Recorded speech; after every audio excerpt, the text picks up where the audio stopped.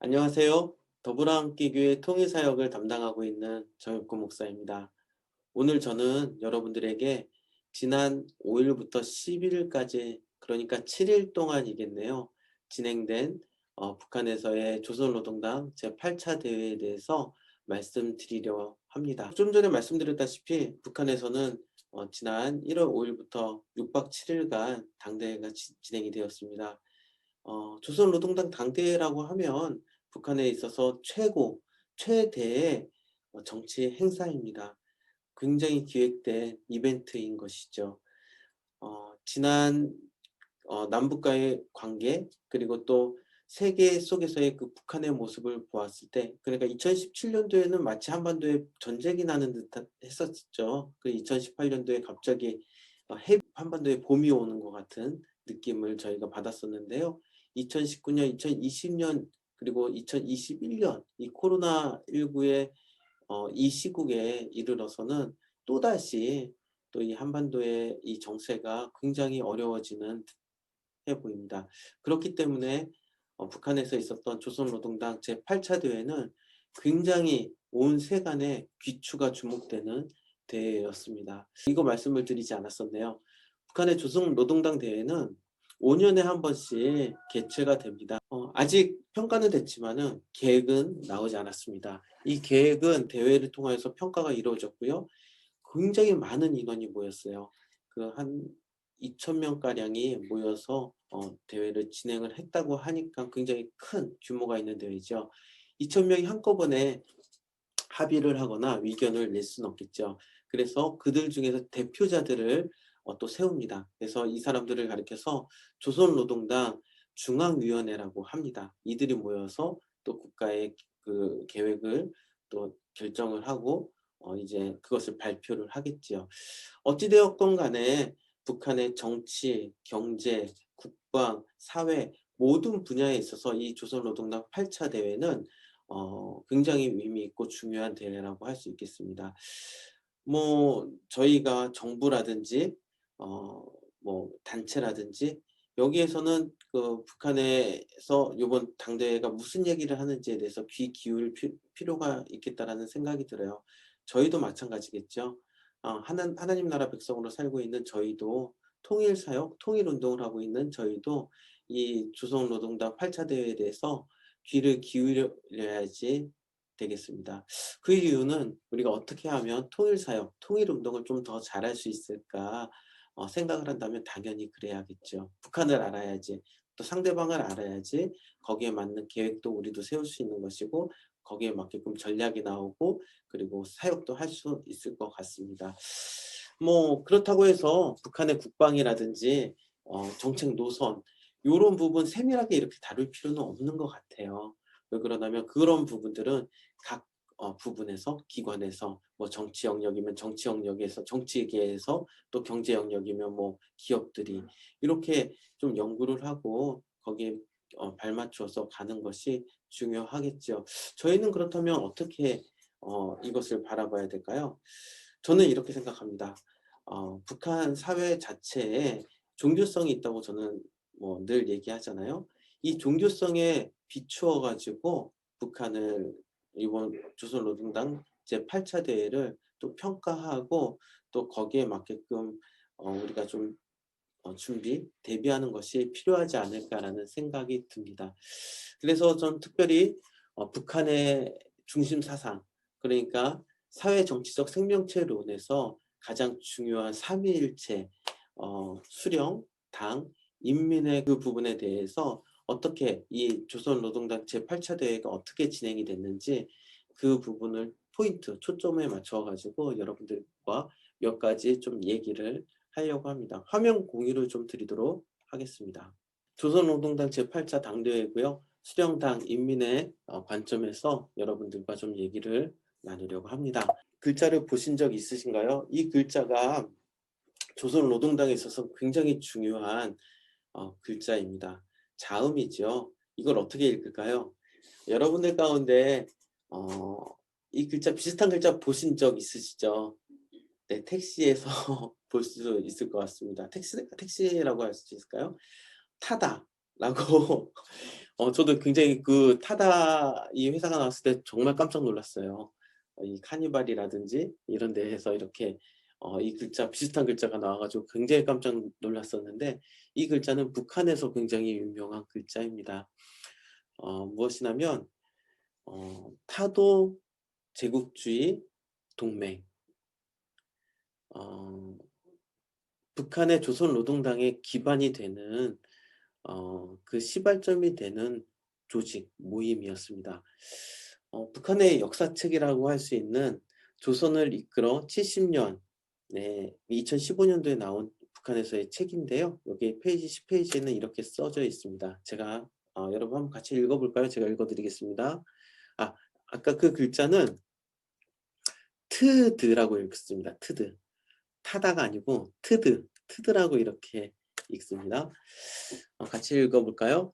트드의 강령은 앞으로 창건될 조선노동당 강령의 기초로 되었고, 트드가 내세운 자주성의 원칙은 조선노동당 건설과 활동의 원칙으로 되었으며, 트드가 키워내기 시작한 새 세대 혁명가들은 당 창건의 골간으로 되었다. 조선노동당의 영광스러운 뿌리는 트드에서부터 내리기 시작하였다라고 얘기하고 있습니다. 아마 북한에 대해서 관심이 있다면 이 트드에 대해서 들어보셨을 것입니다.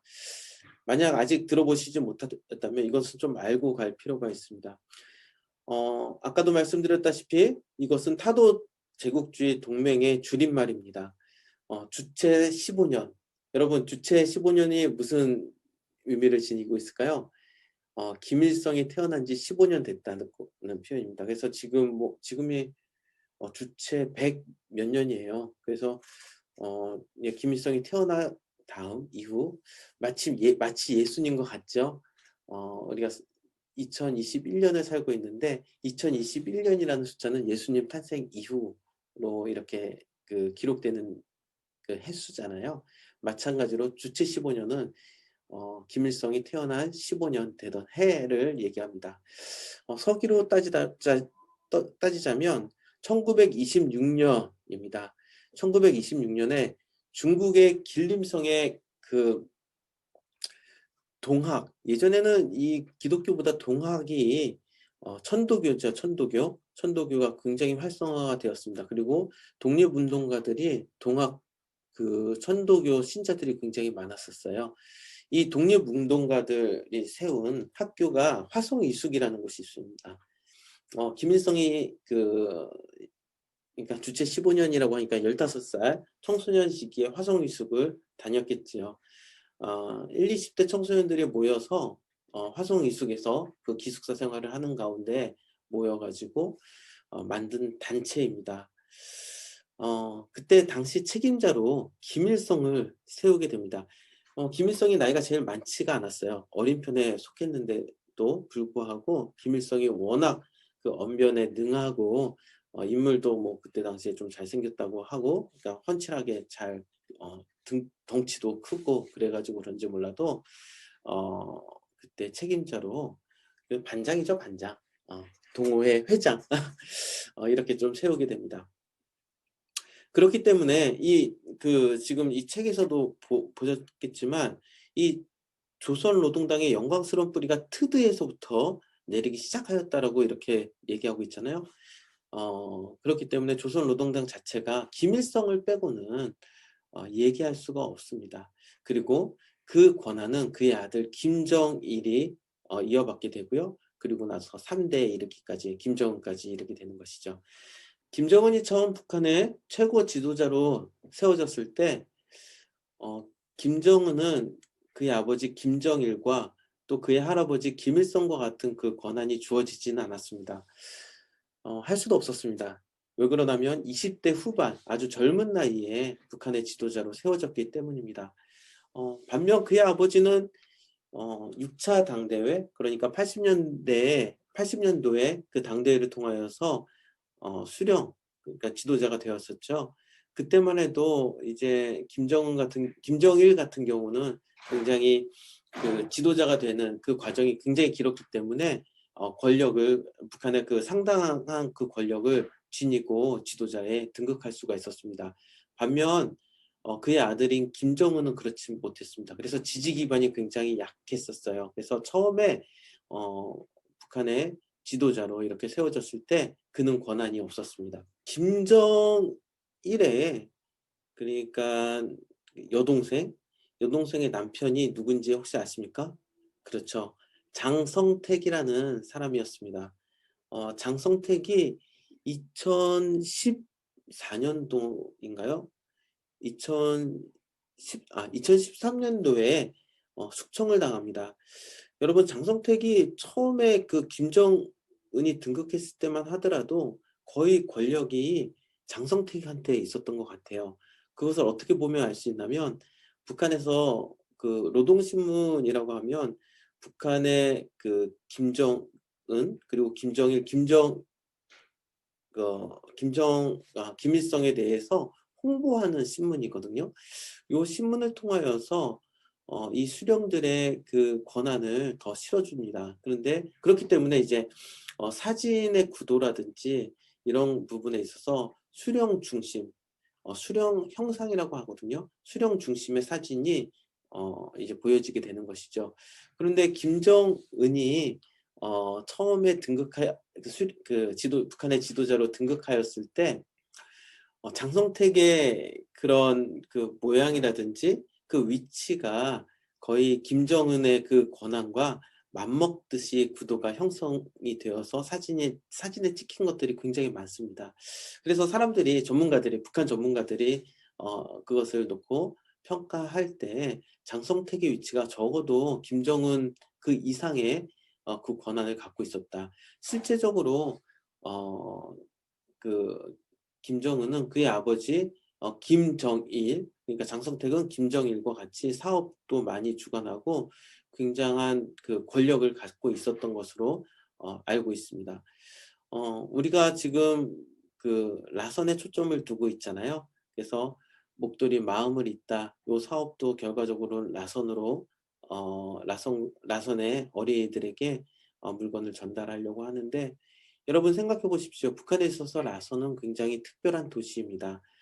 북한의 개혁 개방을 위하여서 특별한 그 경제 특구로 이렇게 만들고 서방 세계와 접촉을 시작하는 그러한 중요한 관문이 되는 도시입니다. 이 라선의 이 작품, 라선이라는 이 작품이 누구의 손에서 탄생이 되었을까요? 네, 김정일과 장성택을 통하여서 이 라선이 만들어졌습니다. 그렇기 때문에 굉장한 막강한 파워와 이권을 이 장성택이 갖고 있었던 것이죠. 그렇게 놓고 볼 수 있겠죠. 그런데 이 장성택이 2013년도에 숙청을 당합니다. 그때 아마 그러니까 많은 사람들이 깜짝 놀랐을 것 같아요. 공개 석상에서 그가 잡혀가고 또 사형당하는 그런 모습들을 또 우리 모두가 그러니까 뭐 인터넷을 통해서 볼 수가 있었습니다. 제가 말씀드리려고 하는 것은 그 부분은 아니고요. 2013년도에 장성택이 숙청되고 나서 2016년도에 북한에 있어서 제7차 당대회가 있었죠. 이 7차 당대회를 통하여서 김정은이 북한의 모든 권력, 그러니까 제도적으로는 그 최고 지도자의 위치에 올랐지만 실제적인 권력을 그러니까 자기가 이렇게 그 실제적인 권력을 갖고 있었던 때는 2016년도 당대회라고 얘기할 수가 있겠습니다. 2016년도 당대회 이후로는 7차 당대회 이후로는 실질적인 북한의 최고 지도자가 김정은이 된 것이죠. 그럼에도 불구하고 나이가 어리고 연소하기 때문에 실제적으로 그의 아버지 김정일과 또 할아버지 김일성과 같이 어깨를 나란히 하지는 못했던 것 같아요. 그래서 그때 당시에 그 아버지를 이렇게 추대하죠. 김정은이 김정일에 대해서 아버지에 대해서 위대한 영원한 총비서라고 이렇게 표현을 합니다. 그렇게 정했습니다. 정하고 총비서라고 하면 어떻게 보면 북한에 있어서 최고 높은 위치에 있는 지위인 거죠. 총비서가 자기가 돼야 되는데 총비서라고 하지 않고 자기 아버지 김정일을 영원한 총비서라고 세우고 이제 거기에 이제 범접할 수 없는 존재라고 아무도 가까이 할 수 없다고 본인조차도 그렇게 할 수 없다고 얘기하고 자신은 그냥 당 비서로 남게 된 제1비서죠. 제1비서로 남게 됩니다. 그런데 요번에 제8차 당대회를 통하여서 새롭게 결정한 것이 있죠. 무엇인가요?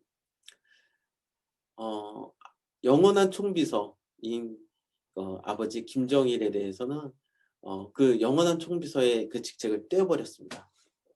네. 그리고 자신이 총비서의 역할을 이렇게 부여받았습니다. 이것이 무엇을 의미하는 것일까요? 본인이 그 아버지 김정일과 그리고 그의 할아버지 김일성과 어깨를 나란히 하겠다라는 것이죠. 본인이 수령이 된 것이죠. 그래서 할아버지 김일성 그리고 아버지 김정일 그리고 자신 김정은에 이르기까지 3대에 걸쳐서 수령이 되는 것입니다. 수령이라는 그 위치는 굉장히 중요해요. 그 북한에 있어서 그 뭐 메시아 같은 존재. 그래서 일반적인 그러니까 일부의 그 북한을 연구하는 사람들이 이 부분에 대해서 굉장히 좀 우려를 하기도 합니다. 혹시 북한이 옛 북한으로 다시 돌아가는 것은 아닌가. 왜 그러냐면 많은 사람들 가운데 어떤 사람들은 김정은이 집권을 하면서 그의 행보를 보면서 굉장히 합리적이고 또 젊은 그런 감각으로 이 국정 운영을 하는 것을 보면서 북한이 확 열리지 않을까라는 기대감을 했어요. 그런데 요번에 수령제에 대해서 공고히 하는 북한의 모습, 당대회 그리고 김정은을 바라보면서 옛 독재국가로 지금도 독재국가이지만 옛 독재국가 더 과거로 회귀하는 것이 아닐까라는 우려를 표하기도 합니다. 그리고 굉장히 젊잖아요. 김정은이요. 이제 30대 후반인데 앞으로 몇 년을 더 통치하겠어요. 그래서 그런 지점을 놓고 봤을 때 우려 섞인 부분을 얘기하는 우리 전문가들이 북한 전문가들이 있습니다. 또 이것은 무슨 얘기일까요? 북한의 그 체제가 쉽게 무너지지 않을 거라는 그런 전망을 좀 더할 수 있겠죠. 북한의 주민들은 앞으로 김정은을 더 숭배하면서 살아갈 것입니다. 이는 북한의 구심점이 강화되었기 때문에 가능한 일인 것이죠. 김정은이라고 하는 수령이라고 하는 이 총비서에 힘을 실어주고 그를 중심으로 해서 똘똘 뭉치겠다라는 위지 표현입니다. 이 말은 또다시 말하면 북한이 쉽게 무너지지 않을 것이라고 우리는 좀 전망할 수 있겠습니다. 그래서 북한이 뭐 정상 국가가 아닌 어떻게 보면 왕권 국가, 예, 그러니까 이제 김일성 일가에 의해서 통치가 되고 있잖아요. 그런 왕정 국가로 좀 보면서 교류가 좀 필요하지 않을까. 우리도 그런 부분에 있어서 생각하면서 접근을 할 필요가 있겠다라는 말씀을 드리고 싶고요. 두 번째는 8차 당대회에 나타난 당에 대한 말씀을 좀 드리도록 하겠습니다. 북한은 조선노동당의 나라입니다. 아까도 말씀드렸다시피 태생 자체가 제국주의에 대항하는 분명한 목적을 가지고 만들어진 나라이고 그것을 구축해 간 것이 바로 당의 역할, 당 일꾼이라고 하는 사람들로 인하여서 만들어진 것이 바로 북한인 나라인 것이죠. 그래서 북한에서는 수령에 대해서 아버지라고 표현합니다. 아버지 수령. 그리고 당은 어머니 당, 어머니라고 표현을 합니다. 아버지께서 나를 따르라 하고 이렇게 사상이라든지 이런 것들을 제시하면 어머니가 이렇게 다 챙겨가지고 가족들, 사회주의 대가족이라고 하는 북한의 그 인민들을 데리고 이렇게 가는 그런 모습이 그런 모습으로 이렇게 좀 볼 수가 있겠습니다. 그만큼 이 당의 역할이 굉장히 중요한 것이죠. 그런데 요번에 제8차 당대회는 이름이 당대회잖아요. 당원들의 그 대회.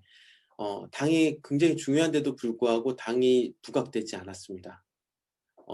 아마 수령이라든지 인민에 대해서 더 부각시키기 위하여서 당에 대해서는 얘기를 뭐 강화하지는 않았던 것 같아요. 그럼에도 불구하고 당의 역할은 진행이 지속적으로 강하게 그 역할들이 진행이 되는 것을 볼 수가 있습니다. 뭐 김여정도 마찬가지죠. 김여정에 대해서 많은 전문가들이 이번 8차 당대회를 통하여서 뭐 제2 인자 최고 지도자는 아니지만 최고 지도자는 이제 김정은이기 때문에 거기에 버금가는 위치에 오를 것이다라고 전망을 많이 했어요. 그런데 어떻게 되었나요? 그렇지 않죠. 정반대의 결과를 북한에선 발표를 했습니다. 제1부부장도 아니고 일반 지도자로 그룹으로 이렇게 어떻게 보면 강등이 된 것이죠. 그 직위에 있어서 강등이 되었습니다. 하지만 그의 역할은 여전히 지속되고 있다는 것을 우리가 그 여론을 통해서 볼 수가 있었죠. 자신들의 열병식에 대해서 관심을 갖고 있는 남한 사람들에 대해서 비판의 목소리를 여전히, 그러니까 작년에도 계속적으로 남한에 대해서 비판을 했었잖아요. 뭐 저희가 그 풍선, 북한에 보내는 풍선에 대해서 보낼 때 그 "공세하지 말아라. 정치 공작하지 말아라." 그리고 또 공동연락사무소 폭파할 때도 굉장히 타도하고 그렇게 목소리를 냈었는데, 이번에도 거의 비슷하게 그런 목소리를 내는 그 역할들을 진행하는 것을 볼 수가 있습니다. 이런 것을 볼 때에 요번 당대회는 외부적으로 무엇인가 알리기보다는 내부적인 결속을 좀 다지기 위한 부분이 있지 않나라는 생각이 듭니다. 그렇기 때문에 이 당의 역할은 내부 결속적으로 봤을 때 그 역할을 좀 강화하는, 그 메시지는 조금 다르게 나오지만 그렇게 강화하는 측면이 좀 있었다라고 생각이 되고요. 또 한 가지는 김정은의 그 휘장을 통하여서도 그들이 무엇을 추구하는지 좀 알 수가 있습니다. 여러분, 휘장은 무엇인가요? 저거 좀 같이 보도록 하겠습니다. 지금 김정은의 왼편에 지금 달고 있는 것이 보이나요? 배지. 우리는 이제 배지라고 얘기하잖아요. 이것을 휘장이라고 얘기합니다. 휘장은 그 의미가 좀 있어요. 지금 여기 휘장에 누구의 사진이 이렇게 있을까요?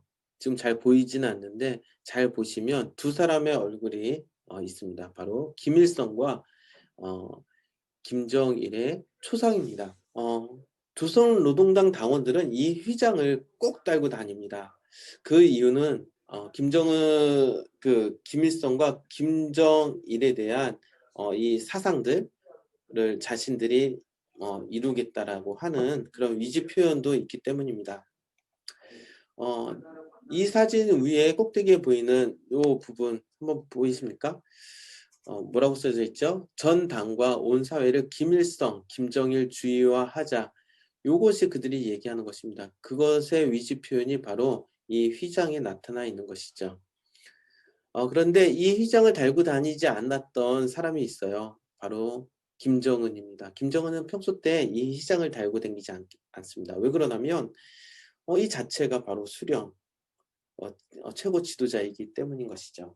그런데 이 김정은조차도 제7차 당대회 그리고 제8차 당대회에서는 이 휘장을 가지고 나옵니다. 달고 나옵니다. 그 이유가 무엇일까요? 바로 김정은 자신도 이 조선노동당의 한 일꾼, 당 일꾼의 한 사람으로서 이렇게 자신을 표현하고 있다는 것이죠. 그래서 이 당의 역할은 요번에는 좀 그러니까 이렇게 좀 그 강하게 어필되지 않았지만 소리가 그렇게 메시지가 있지 않았지만 그래도 소리 없이 그 역할을 하고 있었다라고 말씀을 드리고 싶습니다. 마지막은 요번에 인민에 대해서 말씀을 꼭 드려야 될 것 같아요. 인민은 김정은이 등극하며 이미지로 보여주려 하고 있는 것이 바로 인민을 위한 정치입니다. 어 그가 이제 등극하고 나서 그 인민들과 찍은 사진들을 혹시 보신 적이 있으신가요? 지금까지 김일성은 좀 다른 것 같아요. 근데 김정일이 인민들 그리고 그러니까 그 거민들하고 같이 찍은 사진들을 보면 굉장히 포즈가 굉장히 딱딱했어요. 의자에 앉거나 서 가지고 딱딱딱 정자세를 하고 북한의 사람들이 사진을 찍을 때 그렇게 딱딱하게 하고 찍는데 김정일이 그렇게 같이 딱딱하게 하고 찍습니다. 그런데 김정은은 그렇지 않죠. 그가 등극하자마자 보여줬던 사진에서 나타나는 그런 그의 이미지는 인민들과 함께하는 어우러지는 모습입니다. 그래서 같이 살과 살을 맞대고 그 얼굴도 만지고 막 요런 그 이미지를 연출을 굉장히 많이 합니다. 어 요번 그 당대에서도 그런 것이 좀 나타나 보여집니다. 사진을 아까 좀 봤는데요. 여기에서 어 지금 꼭대기에는 전 당과 온 사회를 김일성, 김정일 주의에 하자라고 상에 이렇게 써져 있고요. 오른편, 그러니까 지금 여러분들이 봤을 때 왼편에 뭐라고 써져 있나요? 왼편에 큰 글자를 보면 이민위천이라고 적혀 있죠. 이 말이 무슨 뜻인가요? 바로 백성을 하늘같이 소중히 여긴다는 의미를 지니고 있는 사자성어입니다. 지난 10월 10일 그 열병식 때에도 김정은이 연설이 굉장히 주목을 받았었는데요. 그때 인민들을 향하여서 표현했던 얘기가 있어요. 수차례에 걸쳐서 이렇게 표현하는 것이 저도 굉장히 인상 깊었었는데 위대하고 영광스러운 인민이라고 얘기하면서 울먹이면서 그동안 고통을 잘 참아줘서 고맙다라는 그런 위지 표현을 했었습니다. 그 굉장히 모르겠어요. 그 느낌만으로는 그때 그러니까 이 북한이라는 이 나라와 김정은의 이 독재 체제에 대해서 잘 모르고 있다면 그 연설을 들었던 모든 사람이라면 '아 이 사람이 굉장히 인민 이 백성들을 위하고 있구나.'라고 생각을 했을 것 같아요. 제8 차 당대회에서도 어 그런 부분에 대해서 의지 표현을 하고 있는 것 같아요. 메시지를 주고 있다는 것이죠. 본인들의 그 역할들이 인민을 위하여서 이 당 일꾼들의 역할들이 인민을 위하여서 있다는 것을 분명히 얘기하고 있습니다. 사실 국가는 국민, 어떻게 보면 북한에서는 인민을 위해 있는 것이고 위정자들, 북한에서는 당 일꾼도 인민을 위해서 있는 것입니다. 앞으로 김정은 그리고 북한은 인민을 위한 정치를 하는 것으로 계속적으로 이미지화를 강화할 것입니다. 제가 작년에 그 연구를 위해서 북한의 한 3명과 같이 심층 인터뷰를 했었는데 이 3명이 모두 평양 출신의 남성들이었거든요. 그런데 여러분 평양 출신의 남성들 만나는 것이 쉽지가 않습니다. 왜 그럴까요? 평양 출신의 사람들은 사상 교육이 잘 되어 있기 때문입니다. 그리고 출신 성분이 좋기 때문입니다. 다시 말하면 북한에 충성심이 좀 있는 사람들이죠. 그렇기 때문에 이들은 남한에 넘어올 이유가 없는 것이에요. 그들이 뭐 남한에 넘어왔다, 남한에 넘어온 사람들을 변절자라고 하잖아요. 그 변절할 이유가 거의 없는 것이죠. 근데 지금 탈북민들이 굉장히 많이 있잖아요. 우리가 북향민이라고 얘기하는 탈북민들이 정말 많이 있는데 이 사람들이 넘어온 이유가 무엇일까요? 이들이 사랑하는 가족을 버리면서까지 이 땅에 넘어온 이유, 자신의 고향을 버리면서까지 이 땅에 넘어온 이유, 정말 자유주의가 좋아 가지고 넘어왔을까요? 그렇지 않습니다. 이들이 넘어온 이유는 딱 한 가지입니다. 먹고 살기가 힘들어서. 자신의 존재가 북한의 가족들에게 부담이 되어 주기 때문에 이들이 넘어온 것이죠. 사실 북한이 경제적으로 어렵다는 이야기는 우리가 다 알고 있는 이야기입니다. 어제 오늘의 이야기가 아닌 것이죠. 이들에게 필요한 것은 무엇일까요? 배불리 먹을 수 있는 빵과 주거시설, 그리고 따뜻한 옷일까요? 네, 물론 이것이 필요합니다. 90년대 북한의 수십만, 많게는 수백만에 이르는 아사자가 발생했을 때 그때는 수십만 명이 국경을 넘어왔어요. 북한을 탈출했고 탈북한 북향민들의 숫자도 굉장히 많았습니다. 하지만 그 시간, 그 정말 고난의 행군이라고 불리는 그 어려운 시간이 지나면서 북한의 붕괴론, 그러니까 사람들이 너무 그러니까 북한을 탈출하니까 탈북하니까 이제 북한의 붕괴론이 그때 굉장히 모든 사람들이 그렇게 얘기를 했거든요. 근데 그 시기가 지나니까 탈북하는 숫자들도 굉장히 줄어들고 있고 분기론도 사라지고 있습니다. 지금 이들에게 필요한 것은 무엇일까요? 저는 인간의 기본적인 필요인 그 의식주에 대한 필요도 있겠지만 그거보다도 더 이들에게 필요한 것은 따뜻한 관심과 사랑이 아닐까라는 생각이 듭니다. 지속적으로 요 사랑과 관심을 좀 보내야 될 필요가 있겠다라는 생각이 들어요. 만약에 이 고난의 행군 정말 어려웠던 시기부터 이제 북한이 정말 어려웠던 시기부터 계속 물품을 좀 도왔는데 저희가 이제 정권이 바뀌면서 햇볕 정책도 바뀌고 그렇게 됐었잖아요. 그러면서 좀 아쉬운 부분이 많은데 지속적인 관심과 사랑을 만약에 보냈다면 아마 우리도 독일과 같이 뭐 제도적으로 정치적으로 통일을 좀 이룰 수 있지 않았을까라는 생각을 좀 해 봐요. 근데 우리는 그 시기를 놓친 것 같습니다. 그 기회가 과거의 어느 한 시점에 사라져 버렸어요. 그리고 북한의 인민들을 향한 따뜻한 사랑과 관심, 그것을 지금 이 수령 제8 차 당대뿐만이 아니라 지속적으로 김정은이 그 관심과 사랑을 정말 최고 지도자인 어 본인들의 그 아버지라고 얘기하는 그 수령이 울먹이면서까지 그 사랑과 관심을 인민들에게 지금 보내고 있는 것을 제8 차 당대 그리고 또 지난 10월 10일 어 요런 열병식을 통하여서 좀 볼 수가 있었습니다. 그의 수령의 그 마음을 전달하고 있는 것이죠. 북한의 그 체제는 그렇게 쉽게 무너지지 않을 것 같아요.